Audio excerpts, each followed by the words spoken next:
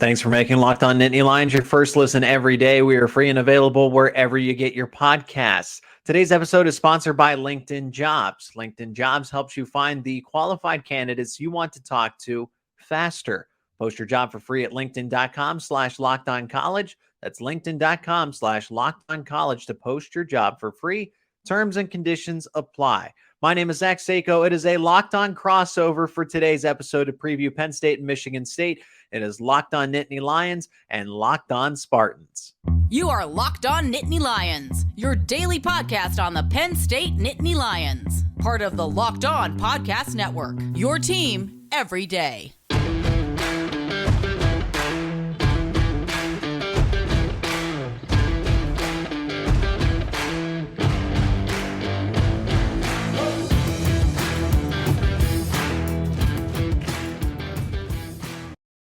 What is up, everyone? It's Sheehan of Locked On Spartans. We also have Zach Seyko of Locked On Nittany Lions over there as well. And one of us is really excited about the game this weekend. The other one will still watch. Of course, we have the number 11 ranked Nittany Lions looking for win number 10 coming up against Michigan State, a team that's, well, trying to stun the world and get that sixth win as 17.5-point underdogs. But hey, before we go any further, Zach, how on earth are you doing, man? We doing okay? Yeah, I'm doing well. It's great to connect with you, and I wish the circumstances were better. I just frankly want an even matchup at this point. It feels like Penn State has not been challenged since Ohio State and Michigan, sure. Yeah. And it's just kind of getting boring at this point. I can't get a read like how good is Penn State actually? Like how good is this team? I want to believe in it that they're 10-2, but they've beaten Indiana, Rutgers, and now they go into Michigan State, beat a hobbled Maryland team. So I just want a really good game before the bowl. Maybe we get it, but I know with everything Michigan State's dealing with, you'll probably agree with me that it's not going to be that close. I would be shocked if it is close. But then again, I was saying the same thing before we hit the road to Illinois a few weeks ago, as just like this game, 17.5-point underdogs. Now, ever since then, okay, Illinois is quite on a skid, and Penn State not at all. So yeah, I think that this is going to be a different beast than going to play the Fighting Brett Bielemas down in Champaign. But here's a good introduction to just the conversation of your season over at Penn State. This is topical, Zach. It's Thanksgiving. What are you most thankful for this season over in Happy Valley so far? What has been the thing that's been stirring the drink over there for a 9-2 team? For Penn State, if I'm speaking on behalf of the fan base, I think they're most thankful for the fact of how talented this class of 2022 is and the impact they've made already right out of the gate. I've said this, and probably not every Penn State fan is going to agree with this, but this has definitely been the best coaching job that James Franklin has done in 9 years. Gotcha. I know that Trace McSorley, Saquon Barkley, Miles Sanders, all those good teams that were in or around the college football playoff discussion. This team certainly isn't that, but when you lose your defensive coordinator of 7 years, when you have as much turnover as you did defensively, when you had you're coming off of a 7-6 season, people aren't giving you any expectations. And then you bring in this freshman class and you're like, okay, maybe 2 to 3 years from now, they will have a serious impact. They have changed the course of this season. Singleton and Allen, Nicholas Singleton and Kaytron Allen have done just that. Those two freshmen have made the team overall that much better because now that Penn State has a run game, it takes the pressure off of Sean Clifford. It keeps him upright. It makes the offensive line look better. And when the offense is able to sustain some drives, it keeps the defense rested and off of the field. So those two guys, those two freshmen, I would say are most thankful for them. But really with the up-and-coming quarterback in Drew Allar, Abdul Carter is probably going to make an all-Big Ten team of some sort as a linebacker. And you're seeing some other guys as freshmen cycle into the secondary and along the defensive line. Zane Durant is another one and Denai Dennis Sutton. Those guys are getting rotational playing time, but they'll be starters next year. And they'll all of them together will set the world on fire. And over in your neck of the woods here, you guys are vying for a New Year's Six bowl, and I can't help but to appreciate the irony of just how this is flipped from last year. You know, we're hosting a Penn State team that's close to 500. Michigan State having a year that is a lot better than anyone expected, going for that 10th win to secure a New Year's Six bowl. Yeah. Is that the big storyline going in for you guys? Is that, all right, let's get win number 10 and let's go somewhere nice for our bowl season here? Depending what kind of Penn State supporter you are, it feels like there's two sections here, right? There's the people that are, myself included. Now, I said they were going to be 10-2 at the end of the season. I didn't think they would. I didn't think they would beat Michigan and Ohio State when the season started, and here we are. But on top of that, there's the section of the fan base that thought they were going to be 7-5, 6-6 even.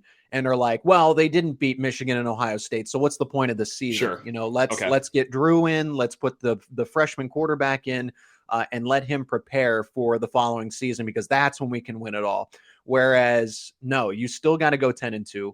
You got to at least perform well in the bowl game, because that impacts recruiting. All right, this class of 2022 doesn't come together if Penn State is absolutely atrocious. Okay.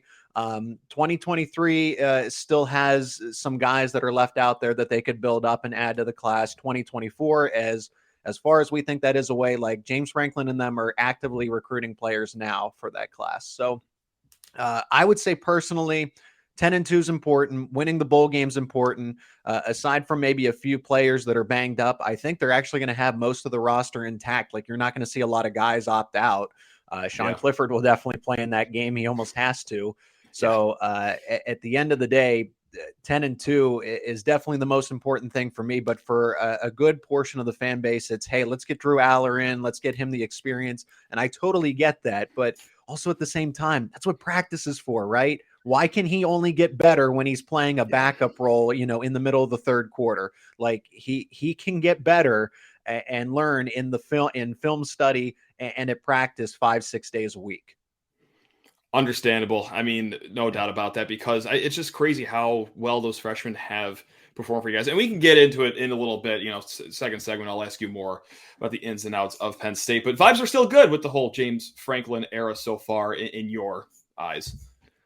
Well, and I want to throw it back to you first, actually, Sure. because I think, you know, Mel Tucker and over here in Happy Valley, for at least people that I talk to about Penn State football and college football, we joke a lot. You know, did Mel Tucker fleece Michigan State for $9 million a year for this on this 10-year contract? So what is the talk with the Spartan crowd? Yeah, you asked me before Saturday's game against Indiana, where they had this monumental collapse, up 17 points at home, senior day, where you need a win to get bowl eligibility. I would have said before that game, like, yeah, everyone's pretty much still on board with it. No, it's not the dream season that you would have expected, but it is about what he can do long term and what he is also doing right now in recruiting, because you guys know as well as anyone about recruiting being the lifeblood of college sports. And yes, last year was awesome, 11 wins, but hey, Kenneth Walker helps those things a lot. This year was a reminder that, okay, talent-wise, Michigan State is still a little too far away. However, talent cannot be the excuse for what happened on Saturday. And I'm going to try to not ramble for 25 minutes about this, but I got you monologuing. I could take you to midnight right now. We're recording at 9:53 at night. I'll take you into Thursday if I have to. But the short end of it is that, look, the Indiana game, were there player mistakes? Of course there were. But there are also some massive coaching mistakes as well. We saw them happen too in the win against Wisconsin, where the end of the game was just malarkey all over the place. And then at the end of the Illinois game, just odd decisions all around it. But you got away with a win in both those games. But Indiana, you didn't. And now it's the third time that we've seen some crazy coaching decisions being made, and he finally got bit. So while I still think that Mel Tucker can be the long-term guy, I would be lying to you if I said that I'm not at least a little concerned now. And before this season, to say that I would end this season concerned about the trajectory, no, not in 100 years that I see that coming. But then again, here we are, maybe about to be 5-7. Recruiting is still solid right now. We got a month till signing day, and Michigan State has more 4-stars in this class than they've ever had in a class. So that's kind of what we're hanging on to. right, is just how can this recruiting class go? Will you get rid of some of these assistant coaches, get some new blood in here? Because I'm sick of some of these guys. I'm sick of seeing special teams just waffle around every single Saturday. But regardless, I don't want to bore everyone on those details.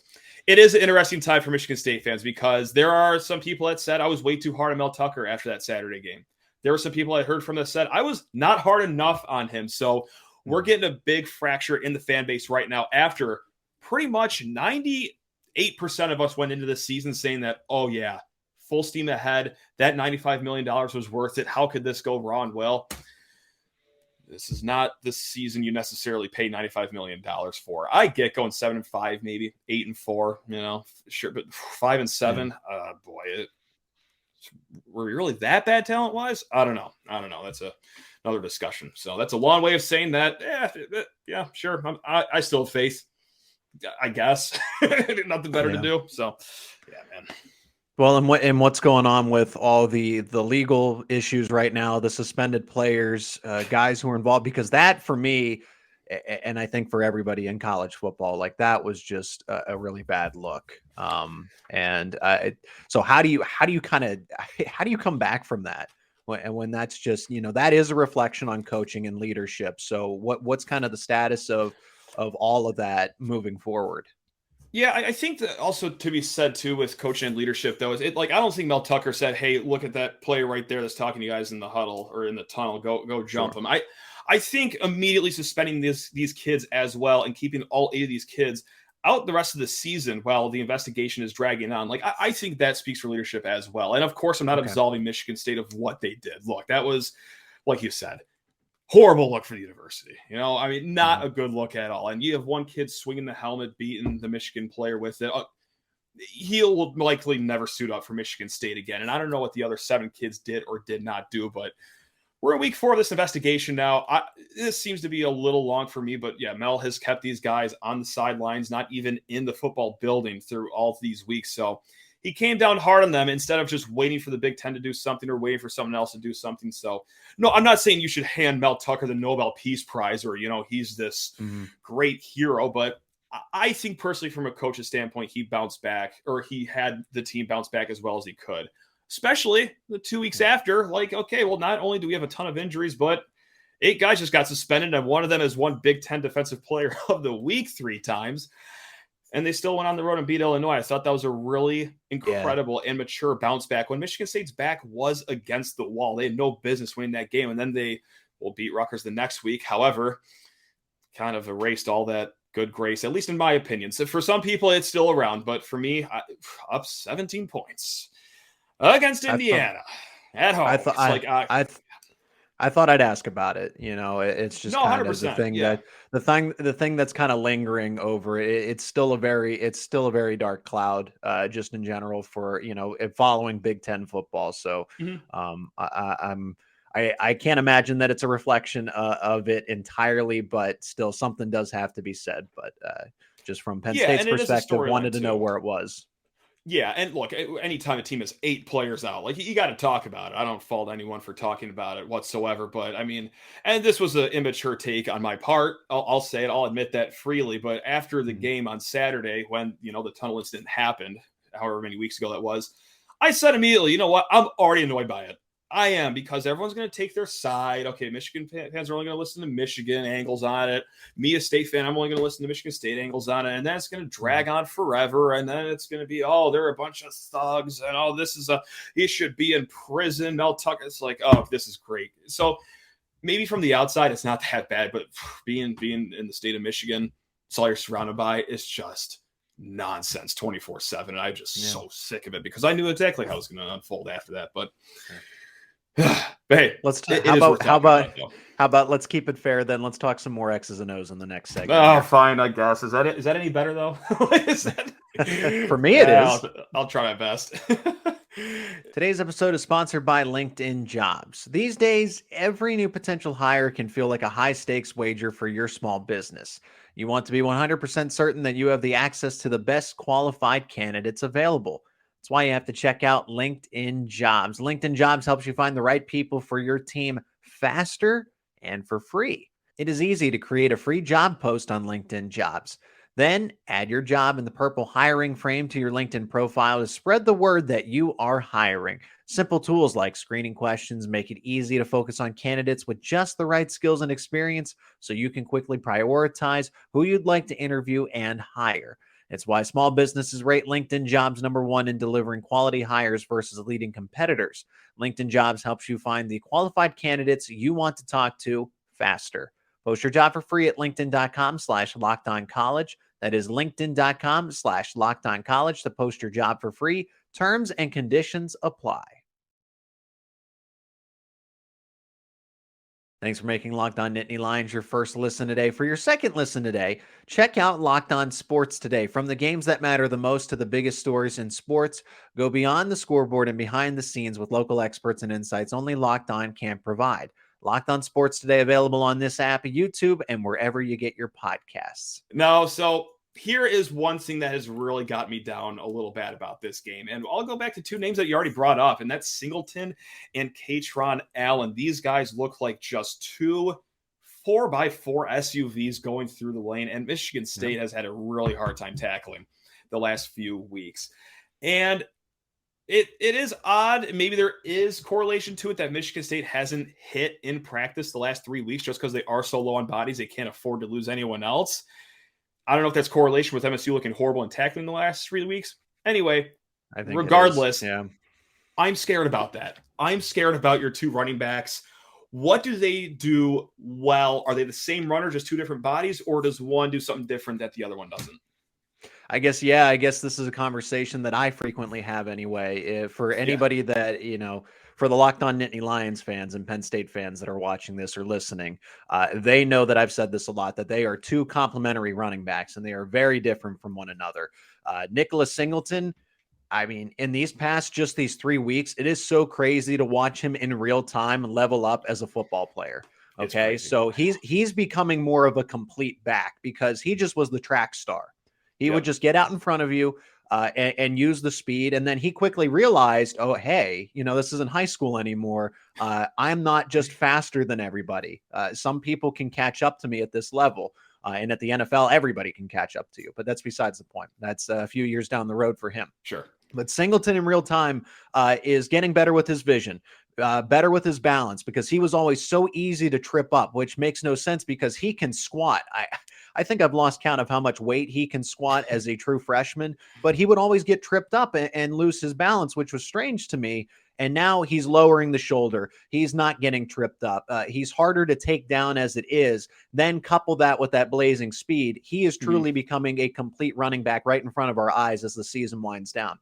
But in terms of what they are at their base, Nicholas Singleton is, in fact, the sprinter, and Kaytron Allen's the power back with the patience because that's where he's coming from IMG Academy. He's got that spread zone experience, understands the gaps and the zone blocking and how to be patient and just doing that over and over and over, whereas Nicholas Singleton would get the football on a pitch and just run as fast as he could, dodging defenders. Yeah. And it worked. So there was no issue with it. But at Penn State right now, Kaytron Allen's we want him on 3rd and 2.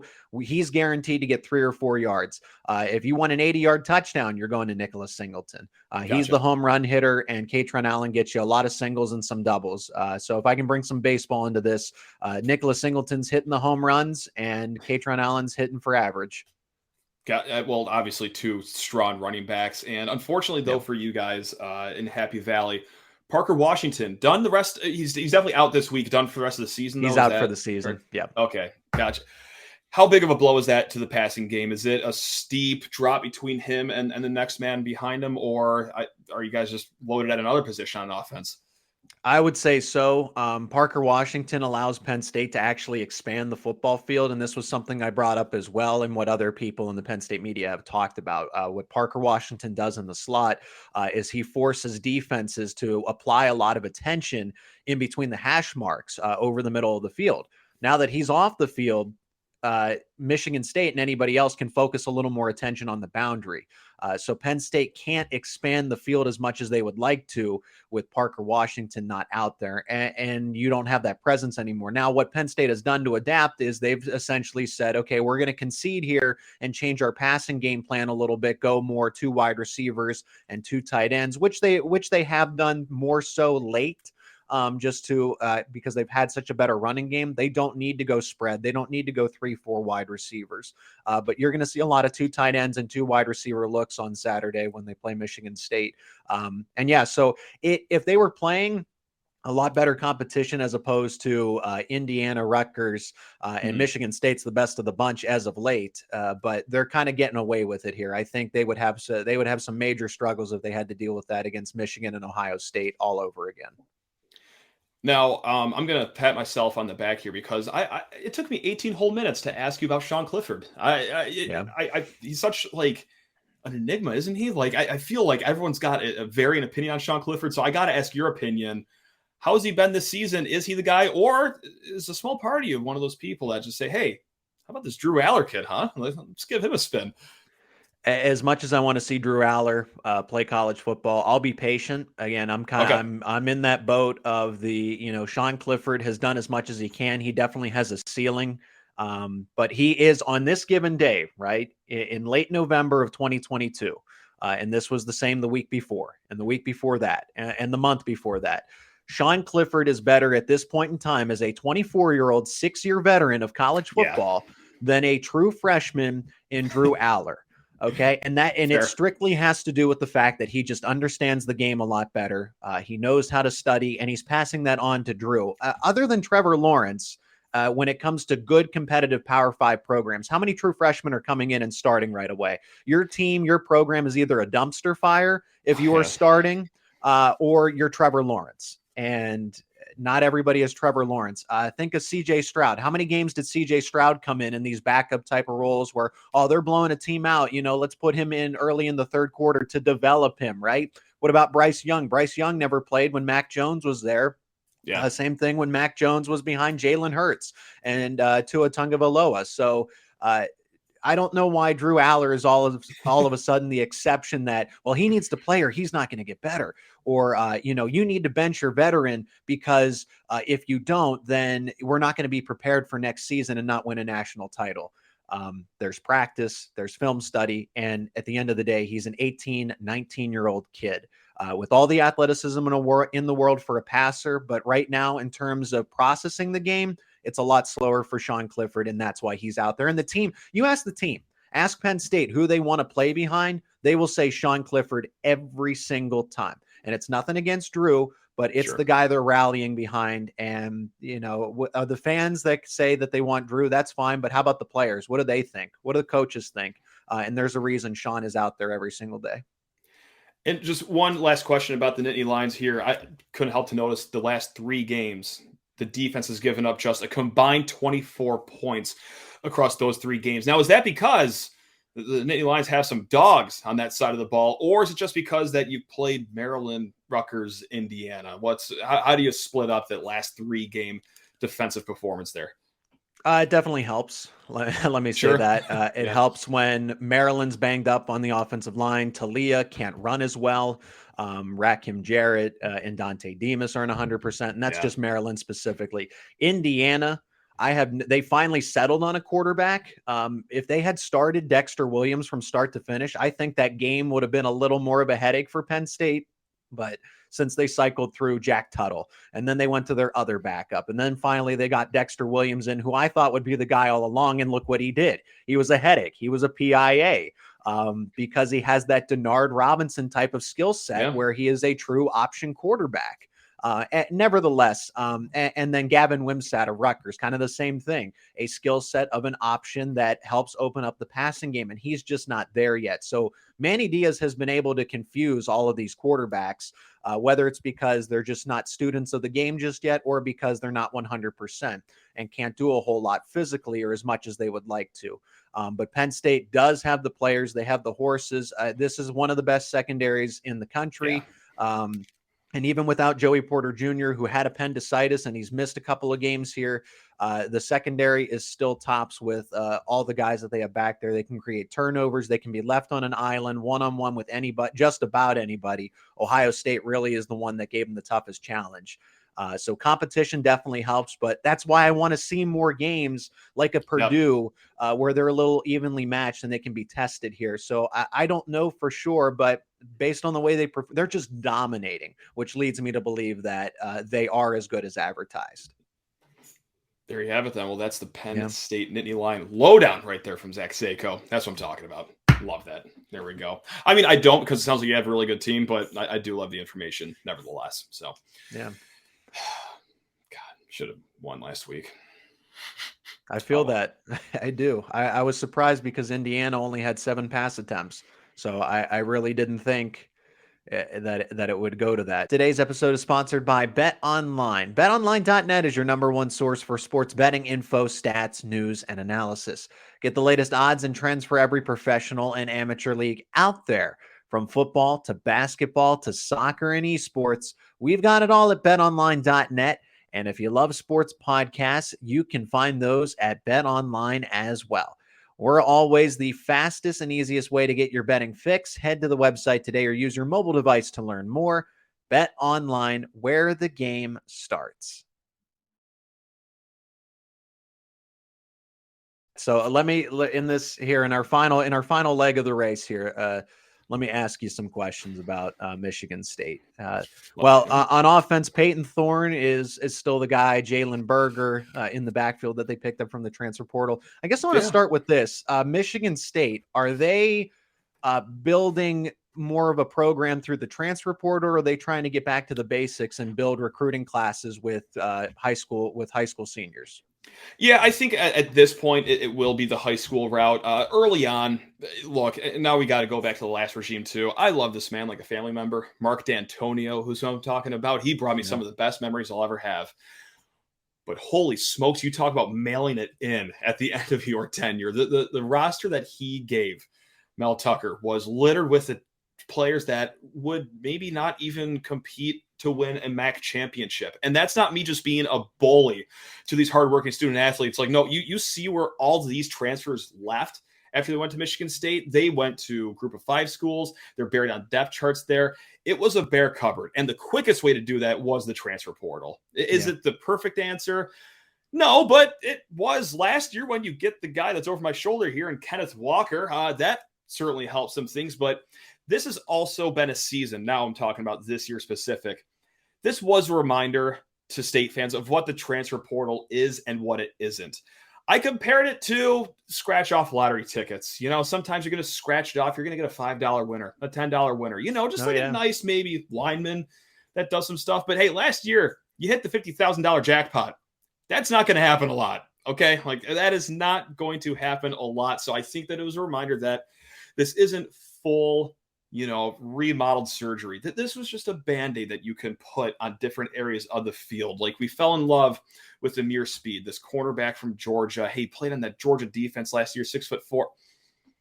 Okay, he's just okay at best. And like that's where we see a lot of transfer players reside here. It's just in that okay territory. So now with recruiting ramping up again, Michigan State due to have their best class that they've had in quite some time, if ever, despite a 5-7 season coming up. Like it is going to get to the high school ranks here eventually, and I think it's starting now. So yeah, the transfer portal was just quick Band-Aids for a roster that needed a lot of them when Mel Tucker took over. So yeah. So then, the offense does have Thorne back. Jalen Berger shown that he's a very capable running back. Yeah. You have Jalen Reed in the passing game. You have multiple targets for Thorne here, but what is the level of this offense?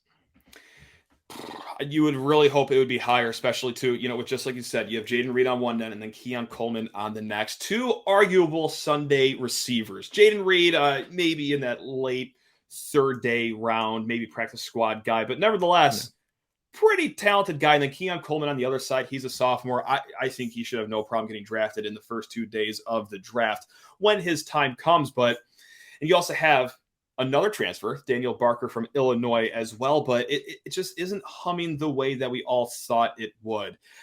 Now, with that said, there have been improvements as of late, like Jalen Berger that you just pointed out. Running back who's had his 3 best games in the Spartan uniform the last 3 weeks. He has gotten 100 all-purpose yards or more those last 3 weeks. And that was after kind of a slow start to the season where you're wondering, like, this guy was a former 4-star. I'm not really seeing it, but, oh, yeah, I'm seeing that light now. But it's still not enough. It's still not good enough. There was a steep drop-off from Kenneth Walker. And, of course, there was going to be, but was it going to be this big? I don't know if I necessarily anticipated that, but yeah, it's just, look, Peyton Thorne, there's a lot of people that want to say that he's like been the worst quarterback of all time. No, he's not. He's just been fine, but that's the problem. He's just been fine, where you'd really hope that an upperclassman, a borderline captain, would have taken that next step this year, and I just don't think he has. And this is his last year, right? We'll see. He can come back. Yeah. So we'll see if he wants to come back, if he wants to join his dad at Western Michigan, who he's the offensive coordinator over there now, uses his last season over there. I don't know. You talk about number one storyline in the board as far as like player personnel goes. That is by far number one for Michigan State coming up this offseason. Number one is recruiting. Number two overall is going to be Peyton Thorne. Now what? Because we have this kid that a lot of people are high on, a freshman, Caden Hauser, that we want to see pretty soon. But if it's going to take one more year for him to get on the field, I don't know. You know the transfer market. Maybe he goes. I don't know. Fascinating times coming up. And then let's flip it over to the defense, because I don't think the offense is necessarily the issue for Michigan State. It's okay to good, but it's not great. Right. But the defense, there's not really a lot of bodies left on the roster that are active for a variety of reasons. I think that I don't know if maybe I'm misquoting this here, but I think in Mel Tucker's press conference this week, he said that this is going to be the 4th consecutive week that they're not doing serious contact drills. Yeah, I think I have that right. I'm afraid so. I'm afraid you do have that right. And if you talk about jinxing something to oblivion, all offseason, we're talking about how awesome it is to have a defensive line that has so much depth that, hey, you know what? Injuries happen, but you're always going to have next man up. And holy crap, have we burnt up every body on that defensive line, specifically defensive end, whether it's injuries or, well, the whole incident in the tunnel back in Ann Arbor, because, 3 of those guys that were suspended can play defensive end as well. So it has been a calamity as far as attrition by way of injury and suspension goes, right? I mean, against Illinois, against Rutgers, instead of 2 defensive ends and 2 defensive linemen, they're starting 4 defensive linemen because that's just who's around. I mean, if one guy rolls an ankle coming up in Happy Valley in the first half, I might be getting a phone call to play on that line in the second half. Like, it is really thin. The linebackers, too, have taken a little bit of a hit as well. And the guys that you do have, Cal Halliday, who is good in his own right, but struggles in pass coverage. And then Ben Van Sumeren also struggles in pass coverage. Now in passing downs, you're bringing up safeties to play linebacker. And one of them is a freshman. So it is a real patchwork defense going on this year. But they have improved a little bit as of late in the 3 games. Now, who they really missed was senior Xavier Henderson. Is he going to be a kid that's going to get his name read off at the draft? Probably not. But he is a captain, and he does know the defense inside and out. He helps the other players on the field as well. So when he came back from his 5.5-game absence, he's really helped back there too. So it has improved the last 3 games, but it's too little too late now in the season, didn't get it done last week. I'm still not over that game, if you can't tell. It's still. I wouldn't be either. I really wouldn't sleep. be. I can't sleep anymore. Where would what's kind of the thing that you're hoping to avoid Penn State? Like, what is the game plan for this game? Do you want to try to get into a shootout with them? Why not? Do you want to play slow and play keep away because you feel like you can't limit the offense, even though it's Sean Clifford, but it's the running game that's killer now with Singleton and Allen. So what does Sparty want to do going into Beaver Stadium? It's so tough because, I would love to say, well, yeah, shootout, keep it in the air, but that Penn State secondary does terrify me. I mean, every single time I tune into the Nittany Lions, just dogs are in that secondary. And if we're struggling to really ramp up the passing game against just okay secondaries, then great, awesome, what's going to happen here? And then, hey, okay, we'll just keep the game on the ground then. And sure, Michigan State has held up its end of the bargain the last 3 games here, but okay, great. So we hand the ball off to you guys after we score and then just get pounded on the ground. I don't know. So my short answer after long rambling, I don't know. I'll tell you this: you can never settle for a field goal because we can't kick field goals. We've missed more extra points than we've made field goals this year. So you got to make your red zone trips count, all that good stuff. But yeah, just, I don't know, utilize the middle of the field, I guess, with your big bodies in Daniel Barker, Malik Carr, Tyler Hunt, if you want to throw a third name in there. But Peyton's kind of been struggling in the middle of the field this year. So I don't know. Asking this guy to change something he hasn't done well the first 12 weeks in week 13. Okay, that's the best I got for you, unfortunately, Zach. So yeah, confidence is at an all-time low. I'm sorry to say. So I'm sorry, Spartan fans, but yeah, that's where I'm at. And I like Penn State in this one. Obviously, I think there's going to be a lot of points to be had, just because of what I've heard about, the depth that Michigan State doesn't have, not really doing any hitting.